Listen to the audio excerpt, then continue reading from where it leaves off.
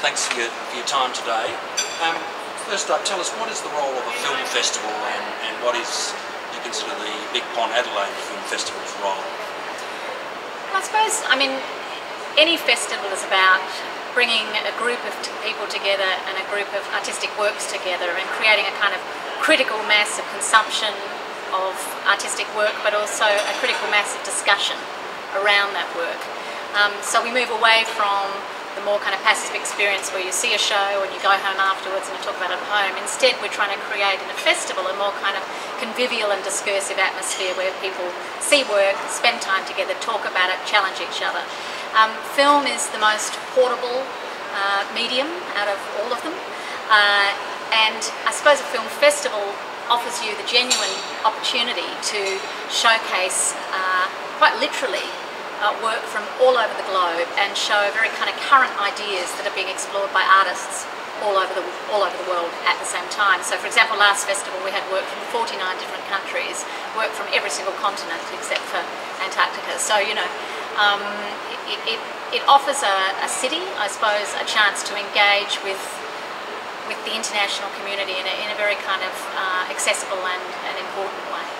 Now, the Big Pond Adelaide Film Festival, how would you compare and contrast with some of the, the granddaddies such as Cannes and Sundance? What roles are you looking for this to perform that they don't do? Look, the role of film festivals has really changed over the years. I think, in the days when Cannes began, or Edinburgh, they were two of the very first film festivals to be established.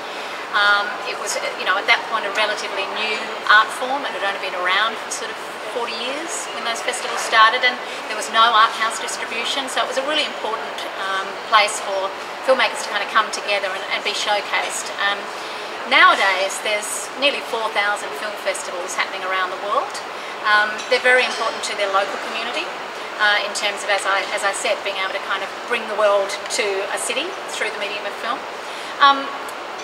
For somewhere like Adelaide, I suppose we have very particular goals that are different to somewhere like Cannes or Toronto, which not only are showcasing film as a medium, as an art form, but are also very, very important as a marketplace.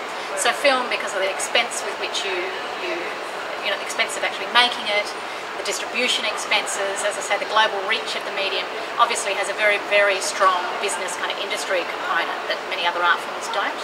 So a lot of festivals have a very strong kind of industry marketplace focus. We don't even attempt to do that. We're a very small festival. We're modelled much more closely on some kind of festival like a Telluride Film Festival. It's absolutely about watching films. It's about seeing filmmakers. It's about the ideas. It doesn't have those kind of other elements of buying and selling. And indeed, I think we'd be foolish to put our energy into that. So our festival in Adelaide, we've conceived it as a festival that kind of celebrates the moving image. So we not only do we screen film, but we also engage with the moving image, for example, in the gallery space, visual arts. There's always been a big kind of crossover between visual arts and filmmakers. And we're also looking at the kind of new screens that are populating our lives, be they through television, through the internet, through our mobile phones, through all sorts of mobile screen devices that we engage with. So we're very, very interested in that as well. Just to step back a little bit and look at the Australian film industry as a whole, where do you see it at?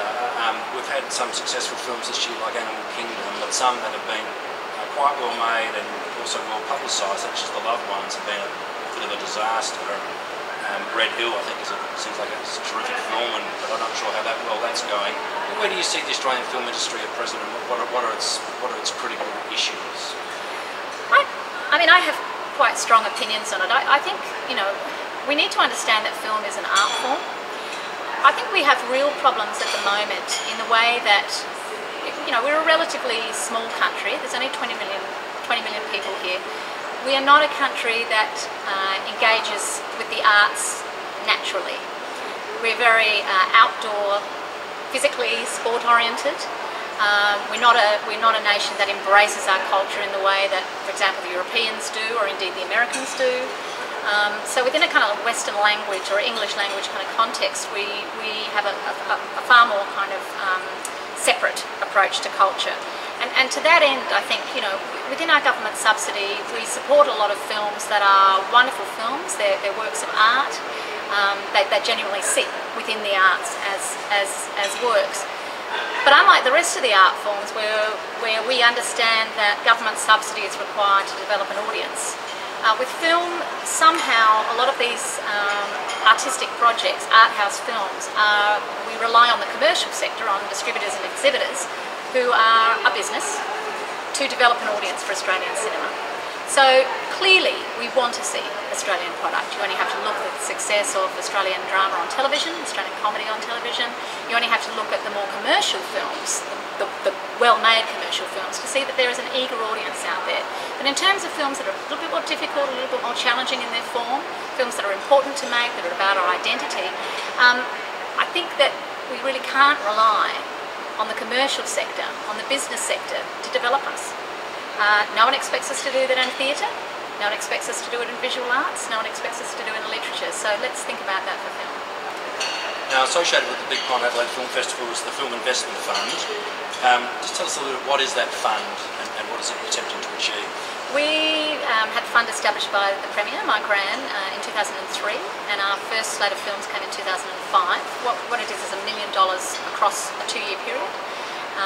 We invest money into a film, and then it goes on and world premieres in our program for that year. So we work in 2-year cycles.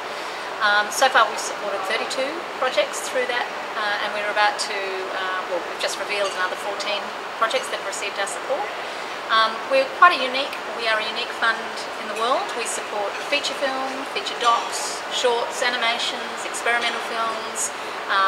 We've commissioned works, video installation works for a gallery space. We're about to commission our first mobile phone-based work you access through an app.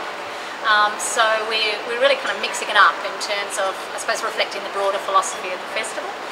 The fund is curatorial, so we're not stuck with a whole lot of the normal requirements for investment, and that we don't need market attachments. So what that means is that we don't have to wait to invest until a distributor has come on board or a broadcaster has committed, which means that we're able to come in very enthusiastically for films that are, might be quite difficult material or quite challenging material, things that aren't necessarily commercial, but things that we think have a great artistic worth and that have an important place in our festival. And that's working well as a model. Most of the films that we've put money into have gone on to have a very successful critical life, nationally and internationally. We worked a lot with first-time filmmakers and helped them, along with the other investors, to begin a career that's gone on to be quite successful. And now, I note that this festival is 14 such films have been funded. I'm just wondering what the rationale is behind relatively spreading the resources pretty thinly across a large number relative to, say, concentrating on half a dozen. What's the theory there? I suppose it just gives us a lot more bang for our buck. We could, in theory, invest half of our money into one film, and we certainly would do that if the right project came up, but we've found that our money is very valuable in relatively small amounts in helping trigger other investment. In the end, a producer has a particular budget that they need to use, that they need to raise to deliver a film.